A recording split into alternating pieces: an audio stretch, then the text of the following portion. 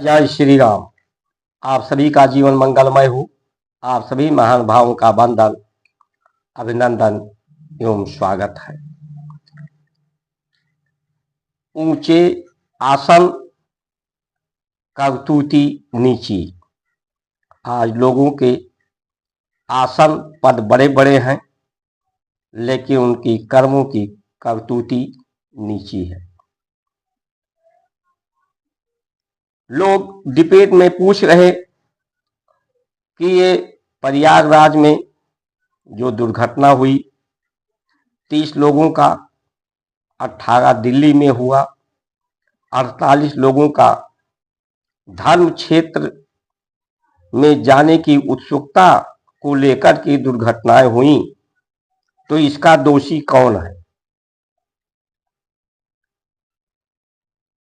तो इसका दोषी चाहे धर्म का कार्य, धर्म क्षेत्र में जो कार्य कर रहे हैं, या भारत की जो व्यवस्था, नीतियां और उसके पालन का कार्य जो कर रहे हैं, आज के समय में दोषी उन्हीं को लोग ठहरा रहे हैं और दोष कहीं ना कहीं उनका ही सिद्ध हो रहा है। क्योंकि धर्म का जो संज्ञान है, उपदेश है, वो सूत्र है, सिद्धांत है, दृष्टांत है। जिस तरह से कोई विद्यार्थी किसी गणित का प्रश्न हो या विज्ञान का प्रश्न हो, किसी भी तरह का प्रश्न को हल करने के लिए सूत्र और उदाहरण, एग्जाम्पल के माध्यम से उस प्रश्न का उत्तर निकालता है, हल करता है, उसी तरह से जीवन में जो समस्याएं हैं, समस्याओं का हल हमारे ऋषियों ने जो सत्य धर्म, ये तन सत्य के साथ जुड़ जाए तो ये सनातन सत्य का तन हो जाए, यानी सनातन हो जाए। सनातन संस्कृति यानी उसकी स्मृति, उसका अनुभव का हमें संज्ञान रहे, ध्यान रहे, धारणाएं हमारी हो, ध्येय हमारा हो।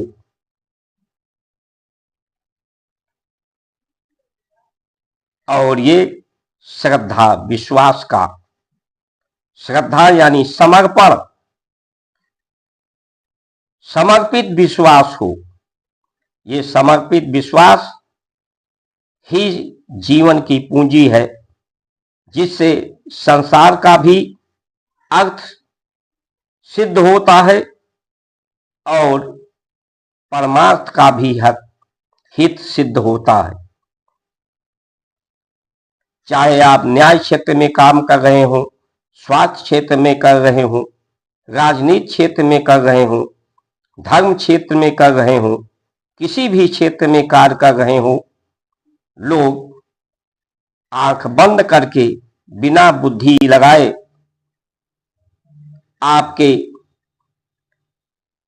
जो कर्म है वो 3 तरह के हैं। एक शारीरिक कर्म है, एक मानसिक कर्म है, एक वाचिक कर्म है, वचनों से कर्म है। इन तीनों कर्मों का परिणाम है, इन तीनों तरह के कर्मों पर आपके वो समर्पित भाव से विश्वास रख सके। ये श्रद्धा विश्वास की पूंजी जीवन की पूर्णाहति है, जीवन की पूर्णता है।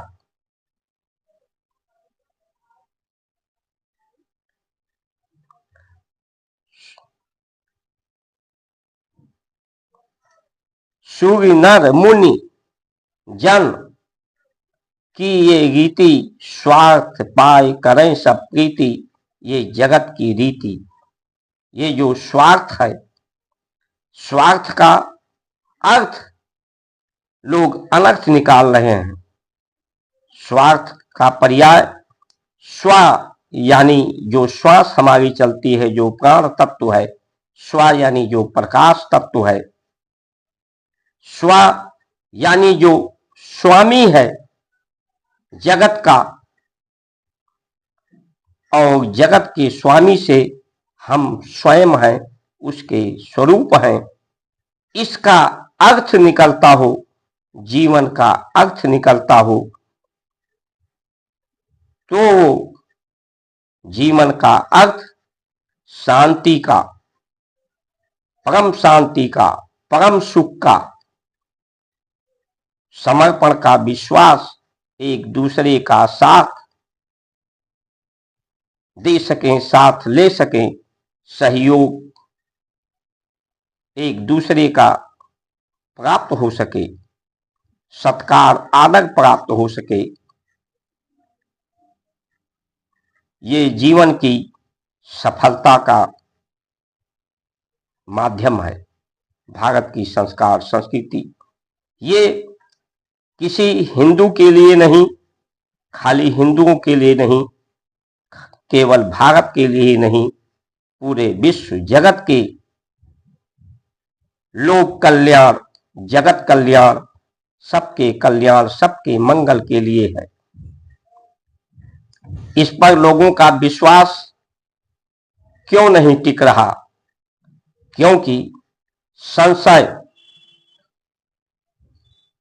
ये बुद्धि और इंद्रियां, हमारा चित्त, मन, ये संशय में रहता है, और संशय को दूर करने के लिए ही तीर्थों का प्रयोग, तीर्थ का प्रयोग है, मंदिरों का प्रयोग है। ये प्रयोग विशेष स्थान, विशेष समय, विशेष लोगों के लिए, श्रेष्ठ लोगों के लिए, जो लोग देने के लिए, तीर्थों में समय देने के लिए, परिश्रम देने के लिए, धन का दान देने के लिए, जो देने के लिए हैं, वो विशेष समय, जैसे कुंभ का स्थान है, समय एक विशेष समय है, ये विशेष स्थान है, उस पर विशेष और श्रेष्ठ लोग जाएं। ये एक यात्रा है, तीर्थ यात्रा। यात्रा में लोग पीछे की चिंता, परिवार की चिंता से जो मुक्त हो, वो उनके लिए ये तीर्थ है। जाकर के अपनी अविद्या का नाश करें, अपने दान के पैसे से लोगों का गुरुकुलम स्थापित हो करके लोगों की अविद्या समाप्त हो, अज्ञानता समाप्त हो, लोगों के जीवन का अंधकार समाप्त हो। लेकिन लोग आज सिर्फ स्वागत को लेकर तीर्थों में जाना चाहते हैं। आज उन्हें ये हमारे नीतियों की विफलता है कि उन्हें जो व्यवस्था की नीतियों से प्राप्त होना चाहिए, सुख, शांति, विश्वास, उससे नहीं प्राप्त होने के कारण लोग जहां भी उन्हें आशा की कण दिखाई पड़ती है, वहां पर वो सुख शांति के लिए दौड़ लगा देते हैं।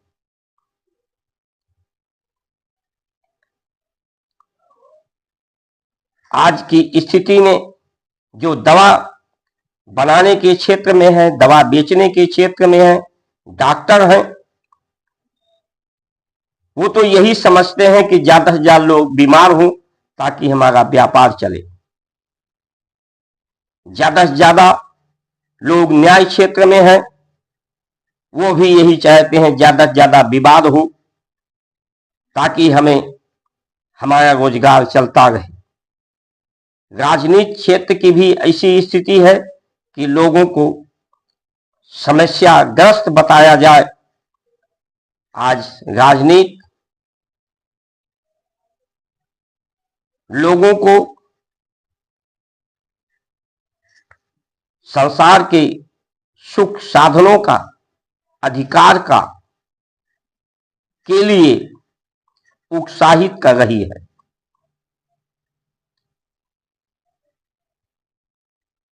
प्रलोभन दे रही है।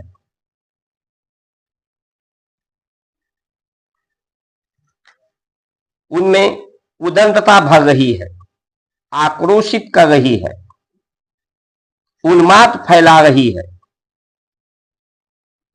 तो एक तरफ हम बीमारी को फैलाएं, खान पान आहार व्यवस्था इस तरह का दें जिससे लोग बीमारग्रस्त हों, दूसरी तरफ हम उसी से एक व्यापार बीमार करने वाला एक व्यापार का सहारा लेकर उसे ठीक करने की बात करें।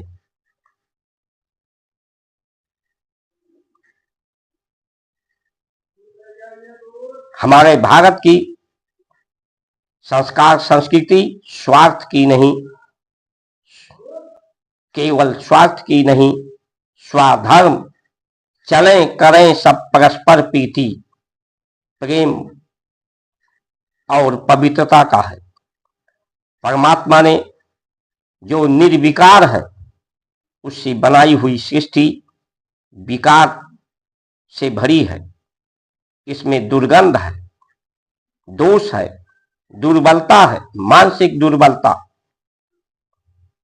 इसकी दुर्बलता, इसका दोष, इसका दुर्गंध का प्रयोग हमारे ऋषियों ने, जो गंध है पृथ्वी, गंध तत्व है, उस गंध तत्व में संसार का दुर्गंध को उसमें समर्पित किया जाए, उसमें मिलाया जाए तो उससे शक्ति पैदा होती है, जीवन पैदा होता है।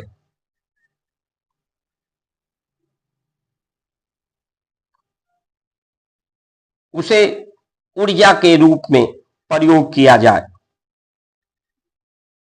पहले गांव ज्यादा थे, आज शहरीकरण हो रहा है। गांव में लोग कचरा, घर का आसपास का कूड़ा कचरा साफ करके घूर गड्ढे में डालते थे, तो सफाई भी और उससे खाद भी बनता था। पेड़ पत्तियों को या ईंधन को उसे ईंधन के रूप में, एक ऊर्जा के रूप में प्रयोग करते थे और उससे एक ऊर्जा भी बनती थी और उससे जो राख होती है वो खाद का काम, पोटाश का काम करती थी। यानी जो दुर्गंध है, दुर्गंध को भी सुगंध में परिवर्तित करने का माध्यम हमारा संस्कार संस्कृति है। ये पूरा जगत परमात्मा का घर है, सब परमात्मा के परिवार हैं। इसमें पूरे घर का ख्याल रखा जाए, पूरे घर का सफाई किया जाए। केवल अपने अपने घर का, अपने अपने कमरों का ध्यान रखने से काम नहीं चलेगा। सबको समझाया जाए, बुझाया जाए, मन इंद्रियों को फुसलाया जाए, इसको तैयार किया जाए, समझाकर, बुझाकर, फुसलाकर, बहकाकर, डांटकर, डंबटकर, एक साथ मिलजुल कर एक दूसरे का सहयोग करते हुए जीवन की सफलता को प्राप्त किया जाए। आनंदमय जीवन, शांतमय जीवन जीवन की उपलब्धि है, जीवन की कामयाबी है। लेकिन ये कर्म की बात जो रामचरितमानस का चरित्र और चिंतन लोगों में नहीं, कृष्ण का उपदेश का आदेश, उनके श्रेष्ठ वचनों का पालन नहीं, भोलेनाथ के जैसे त्याग लोगों में नहीं, तो ऐसे लोगों के मुख से ऐसे सदग्रंथ की भाषा शोभा नहीं पाते जिनके आचरण में नहीं हो।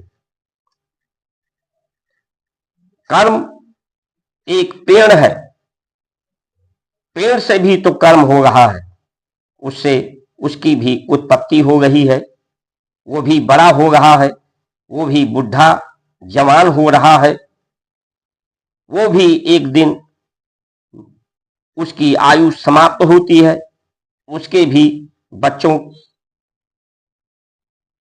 एक पेड़ के भी वंश की वृद्धि होती है। उसी तरह से धरती भी गर्भ को धारण करती है, गति होती है, जिससे कर्म की गति होती है।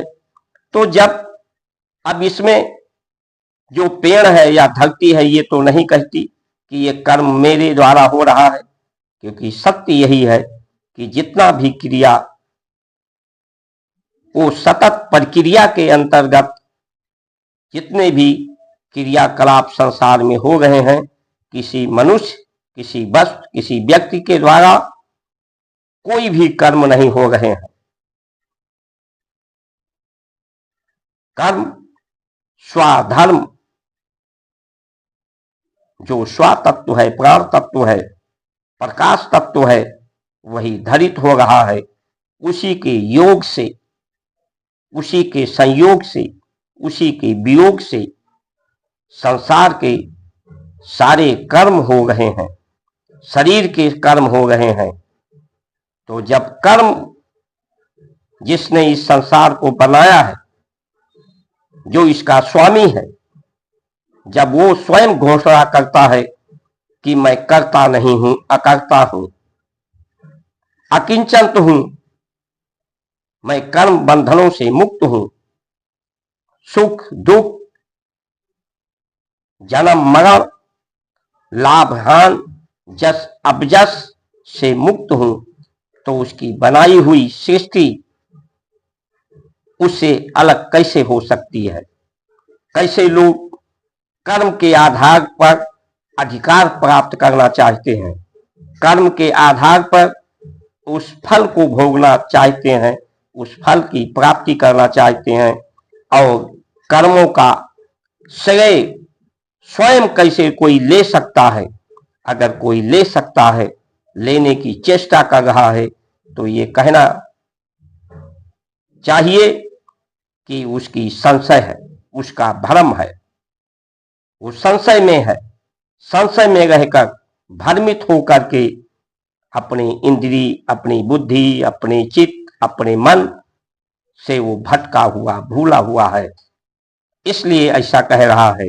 और ऐसे ही लोग आज देश का मार्गदर्शन, पथ प्रदर्शन और व्यवस्था, हर तरह की व्यवस्था, चाहे धर्म क्षेत्र की व्यवस्था हो,